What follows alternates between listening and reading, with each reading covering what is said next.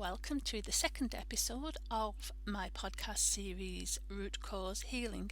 If you joined me on my first one, thank you so much for coming back, and if it's the first time that you have checked in with me, welcome. So first of all, again, a little bit of housekeeping. In this episode, I will again be talking about certain aspects, the term trauma, issues, certain amount of mental health discussion. All of these, if they're going to cause you a problem in any way, please do not listen. Also, everything that I'm going to be discussing, even though they are therapy techniques, they do not and should not replace you going to see a proper medical practitioner or a therapist to deal with your own personal issues. So with that covered, let's start today's podcast. So this subject, episode 2, is all about how the root cause actually grows. And as we mentioned in the first episode, it's layer upon layer of issues that just make the actual root cause seem to disappear in itself, because these additional issues create greater problems. Now, one of the main causes of this is our wonderful survival mechanisms that are deeply ingrained within our DNA. We have all heard the terms fight, flight and freeze. Well, these fight, flight and freeze responses are our survival responses that have kept us safe since we first arrived on this world. However, even though they are survival responses and they are triggered when we are in danger, when we meet some form of trauma, they are either to save us, get us away from it, or try to make us ignore and move away from some form of danger. That trigger button, that on switch, can sometimes get stuck into the on position and it does not turn off. When this happens, we are in a survival state. We are stuck into a response situation where we are continually nervous about danger. Everything is on a heightened alert. So all the chemicals that our body naturally secretes in these situations are flooding our system all the time. So we are in a state of heightened awareness, which creates issues within itself.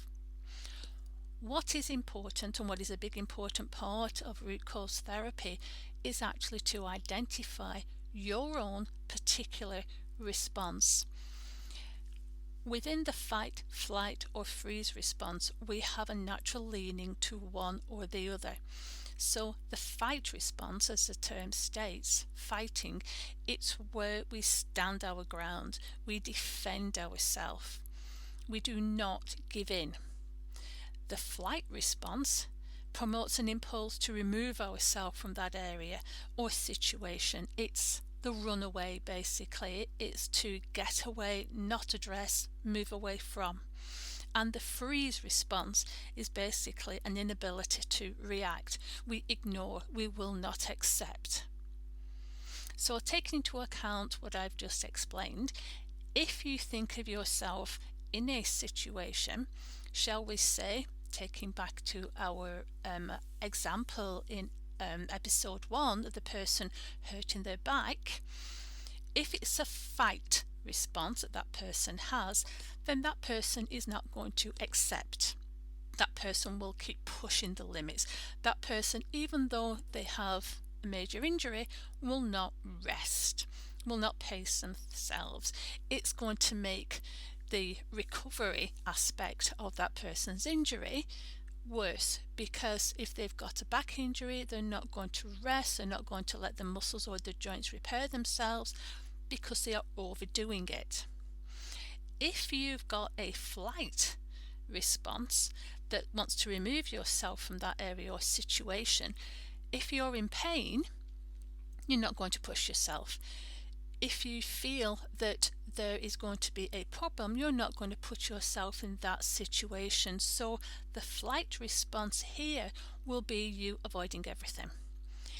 If you've got the freeze response, the inability or the lack of a reaction, it's not accepting that you cannot do something. It's not accepting the situation. It's not accepting that either you have an injury or the fact that somebody may say that that's not the best thing for you to do. You will not accept anything. It's ignoring it. So, taking back to your own individual problem, you need to find out, you need to discover which is more likely the response that you will produce. Once you have identified that, then that is going to give you a huge starting block for your healing term, for the ability for you to address how the layers have affected you. Because once we identify the survival response, we can then go back to the root cause, see how we reacted to that situation, and see just how much control you gave away of your life. So, as in episode 1, we talked about the time capsule, turning the time back to who you were before the root cause occurred, before stage 1 happened, when we're back at ground zero. How was your life? What type of personality did you display? How were you? How was your interaction with people? How sociable were you? And then turn the clock forward. After the incident, after the problem, after your survival mechanisms, your survival responses kicked in, what person did you become? Was your personality affected? How much control did you give away? Did you enable people to make decisions for you? Who was your support network around? Just how much of a support did they give, take, or control of you? So once you find out all these, it enables you to start pushing the boundaries that little bit. You know now how you respond. Is it a good way to respond? Probably not. You've got to find balance. Balance is the key to everything here. It's finding that happy medium.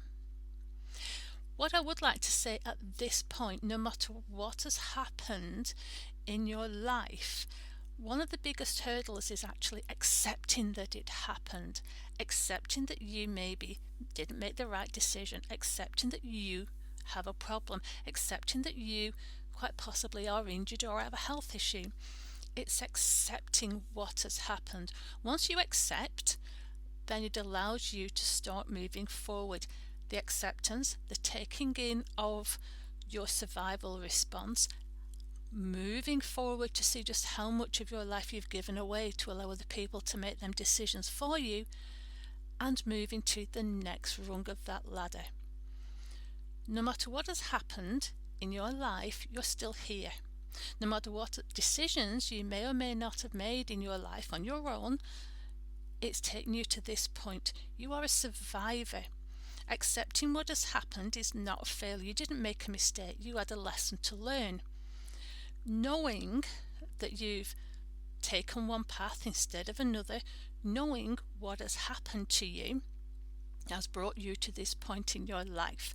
You are a survivor because you are still here.